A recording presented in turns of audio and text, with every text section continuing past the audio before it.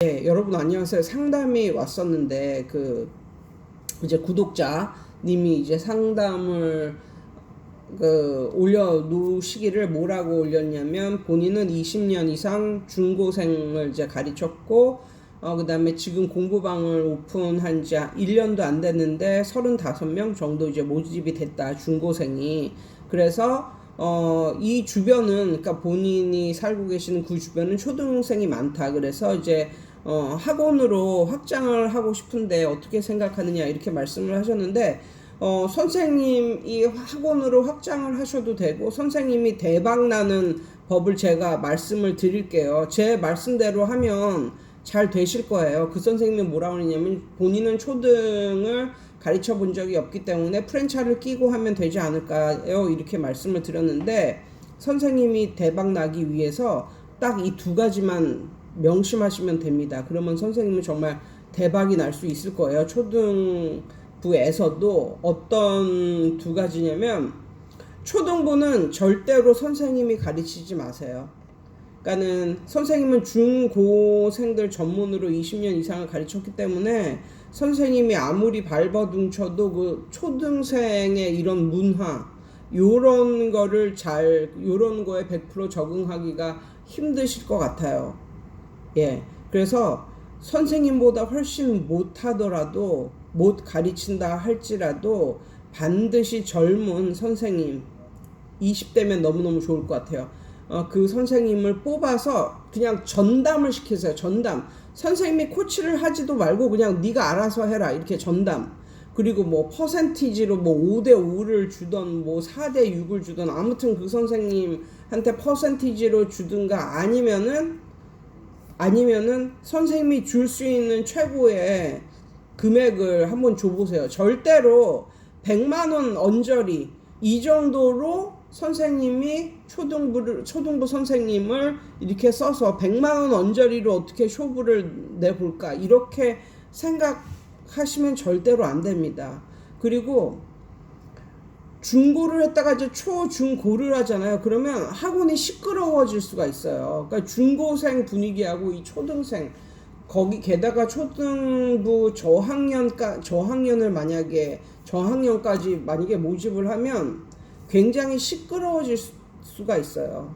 물론 초등생도 초등생 나름이기는 하겠지만, 이 초등생의 분위기, 그리고 초등생과 더불어 그 부모님과도 열심히 상담 전화를 하셔야 될 거예요. 그러니까 중고생은 이미 어머니들이 굉장히 겸손해지셨습니다. 왜냐하면 본인들의 아이에 대한 환상이 깨졌거든요.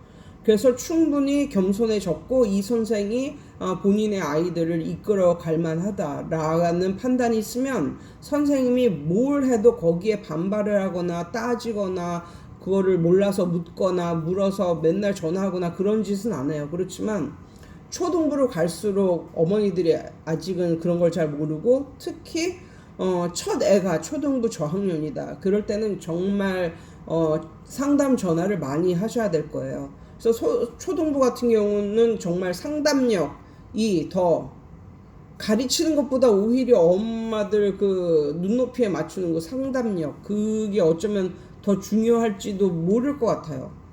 예, 그래서 학원이 좀 더 소란스러워질 수 있다. 선생님이 상담 전화를 훨씬 더 많이 해야 한다. 물론 그 상담 전화 자체도 그 선생님한테 뭐 맡기는 게 조금 더 좋을지도 모르겠어요. 그래서 그 선생님이 줄 수 있는 한 최대한의 금액으로 이렇게 주잖아요. 주고 선생님이 알아서 하세요. 그러면 이 초등부 선생님도 여기에 뿌리를 박을 생각으로 정말 열심히 할 거예요. 아니면 줄 수 있는 한 가장 많은 금액을 주시고, 그걸 뛰어넘었을 때는 퍼센티지로 더 많이 주겠다, 뭐 이런 식으로. 그렇게만 한다면 걱정하고 뭐 근심하고 이럴 게 없는데, 문제는 돈이라는 거죠. 돈. 본인이 할 때보다 더 돈이 적게 들어올 수가 있으니까. 그걸 이제 못 참아 하시는 거예요, 선생님들이. 그래가지고 그걸 못 참아 하다가 1년 2년 됐는데 이게 내가 뭐 하는 짓이지, 내가 이 초등부 선생 직업 구해주러 지금 이걸 하고 있나, 뭐 이런 생각도 하고.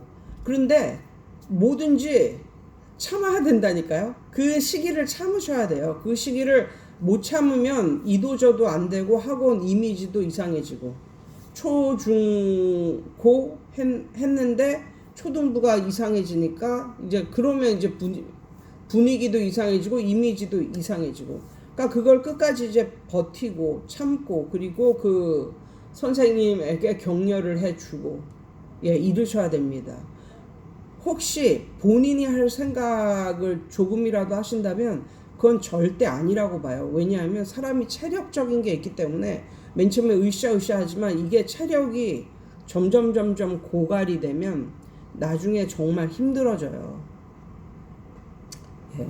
그래서 아까는 뭐 중고등부의 장점도 있고 초등부의 장점도 있겠지만, 초등부의 장점이라는 게 그런 거 아니에요. 선생님을 심하게 따지지 않고 그냥 뭐 보육시키듯이 그냥 한번 초등학교 1학년 때 들어오면 초등학교 6학년 때까지 그냥 보내는, 아무 생각 없이.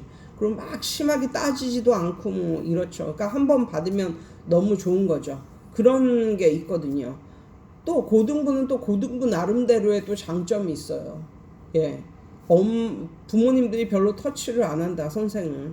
그리고 초등부보다는 훨씬 고액으로 받을 수 있다. 그렇지만 또 단점도 있죠. 아무튼 초등부를 가르쳐서는 안 되는 이유, 초등부를 가르치는 것을 다시 한번 생각해 봐야 되는 이유가 제 영상 쇼츠를 찾아보면 나와 있거든요. 예, 그래서 초등부를 받았을 때 이게 장단점 뭐 이런 게 있다는 것을 알아두시고, 초등부 저학년을 받잖아요. 그러면 1년에 적어도 한 번씩은 애가 토를 하는 걸 보셔야 될 거예요.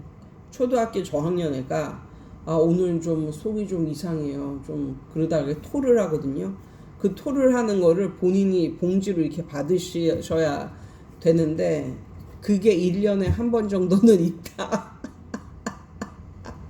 그래서 이거 갖다가 대걸레로 이거 이렇게 마대로 이렇게, 예, 마대로 이걸 선생님이 처리를 하셔야 된다. 예, 아무튼 선생님이 본인이 안 가르치시고 젊은 선생님을 두시면서 그 선생님한테 잘 해주시면서 오로지 그 선생님에게 일임을 하신다면 그다지 그렇게 문제는 안 생길 것 같아요. 그런데 단지 선생님이 할 때보다 돈이 적게 들어올 수가 있다. 그렇지만 그걸 버텨야 된다. 그 세월을 버텨야 된다. 그 선생님이 좀 더 좀 숙련될 때까지 그 꼴을 봐야 된다. 그 꼴을 보고 참고 견뎌야 된다. 그게 몇 년이 걸리든지. 혹시 이럴 수도 있어요. 실컷 잘해줘서 잘 키워놨더니 나가서 지학원 차려. 이 꼴도 보셔야 될 수도 있어요. 이 꼴까지도 보셔야 될 수가 있어요. 그래서 어떻게 보면 가르치는 막 이런 스킬보다 약간 덕을 쌓고 덕스럽고 사람이 정말 이타적인 그런 분들 있잖아요. 타고나기를 그렇게 태어난 사람들이 있거든요. 자기보다 남을 먼저 생각하고 이런 사람들. 그런 사람들이 20, 30대, 30, 40대에는 어떻게 다 남한테 막 뜯기고 이렇게 살지만 그런 사람들이 인생 말년에는 좋더라고요. 예. 돈도 많이 벌시고 인생 말년에는 그런 사람들이 좋더라고요. 아무튼 제가 말씀드린 게 참고가 되셨으면 좋겠습니다. 여러분 오늘도 좋은 하루 되세요.